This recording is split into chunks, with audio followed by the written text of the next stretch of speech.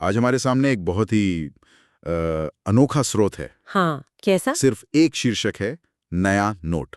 बस हाँ, बस इतना ही। नया नोट। हाँ, बिल्कुल, 2 शब्द। जानकारी के लिहाज से तो मतलब कुछ भी नहीं। ये तो काफी दिलचस्प है। तो जाहिर है इसमें से कोई छुपी हुई जानकारी निकालना तो मुमकिन नहीं है। नहीं, वो तो नहीं हो सकता। इसलिए आज हम इस पर थोड़ी बात करते हैं कि ऐसे एक शुरुआती बिंदु का मतलब क्या महत्व हो सकता है। हाँ, ये अपने आप में एक अच्छा अभ्यास है। ये जो न्यूनतम से शुरुआत है, ये विचारों को कैसे जन्म देती है। और हम सिर्फ इस एक शीर्षक से सोचने की किन दिशाओं में जा सकते हैं। बिल्कुल। किसी भी विचार के पनपने की प्रक्रिया को समझना, वो कैसे शुरू होता है। तो नया नोट अपने आप में कितना खुला हुआ है ये, है ना? बहुत ज्यादा। सोचिए, अगर ये मान लीजिए किसी वैज्ञानिक का होता तो शायद किसी नए प्रयोग का पहला ख्याल। हाँ, या किसी कलाकार का होता तो शायद एक नई पेंटिंग या मूर्ति की बस एक झलक दिमाग में। या कोई बिजनेसमैन हो तो एक नए बिजनेस आइडिया का बिल्कुल शुरुआती बीज। यहाँ पर ये जो नोट शब्द है ना, मेरे ख्याल से ये महत्वपूर्ण है। ये अक्सर किसी शुरुआती मतलब अधूरे विचार या शायद एक रिमाइंडर या किसी चीज के रफ ड्राफ्ट की तरफ इशारा करता है। हाँ हाँ, जैसे कोई कच्चा ख्याल हो, है ना? बिल्कुल बिल्कुल। कुछ ऐसा जो अभी पूरी तरह से बना नहीं है, जिसे अभी और तराशना बाकी है, जैसे आपने कहा एक बीज जैसा। और ये जो शब्द है नया, क्या ये सिर्फ इस बात का संकेत है कि ये हाल में लिखा गया है, या फिर इसका मतलब है कि ये कोई ऐसी चीज है जो पहले कभी सोची नहीं गई, मतलब एकदम मौलिक, ओरिजिनल? ये अच्छा सवाल है। देखिए, नया ताजगी का भी प्रतीक हो सकता है और मौलिकता का भी। बिना और जानकारी के ये कहना मुश्किल है। ये बस अटकलें लगाने वाली बात है। सही। लेकिन शायद यही अधूरापन इसकी खासियत है।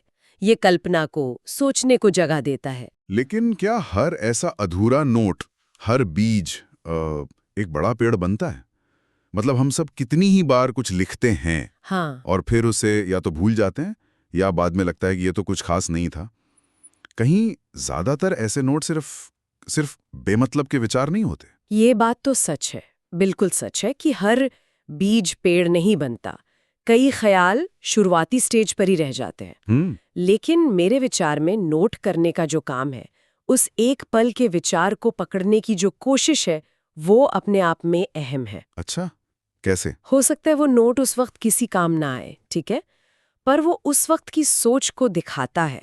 और कभी-कभी क्या होता है कि सही माहौल मिलने पर या सही समय पर या किसी और विचार से जुड़ने पर, हाँ, वही भूला हुआ नोट अचानक से एकदम जरूरी, एकदम प्रासंगिक हो उठता है। मतलब आप कह रही हैं कि उस नोट का जो मूल्य है वो शायद उसके लिखे जाने के वक्त उतना न हो, हाँ, जितना भविष्य में किसी सही संदर्भ, सही कॉन्टेक्स्ट से जुड़ने पर हो सकता है। बिल्कुल। संदर्भ, कॉन्टेक्स्ट ही तो किसी जानकारी या विचार को मतलब देता है, हाँ। अर्थ देता है। ये नया नोट बिना किसी संदर्भ के एक खाली कैनवस जैसा है ना, जिसपे हम अभी अपनी कल्पना के रंग भर रहे हैं। सही बात है। इसका असली मतलब तो शायद सिर्फ लिखने वाला ही जानता है।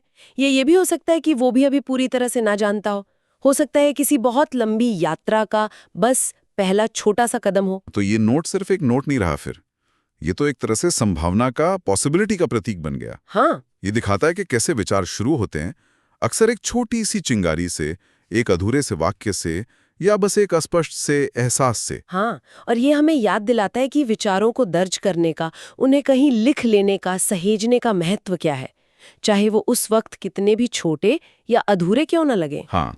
कभी-कभी जो सबसे बड़े, सबसे क्रांतिकारी विचार होते हैं, उनकी शुरुआत ऐसी ही किसी साधारण से दिखने वाले नए नोट से होती है। तो संक्षेप में कहें तो नया नोट जैसे बिल्कुल ही छोटे से शीर्षक ने हमें ये सोचने पर मजबूर किया कि विचार कैसे जन्म लेते हैं, इस अधूरेपन में क्या संभावनाएं छिपी हो सकती हैं, और संदर्भ यानी कॉन्टेक्स्ट हाँ, कितना मायने रखता है। ये दो शब्द एक तरह से हमारी सोच के लिए एक रोशैक टेस्ट जैसे बन गए। बिल्कुल सही कहा। और ये जाते जाते एक विचारणीय प्रश्न छोड़ जाता है सबके लिए।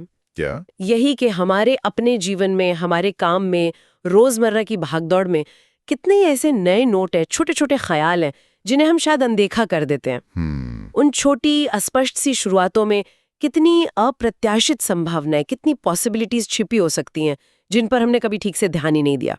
सोचने वाली बात है।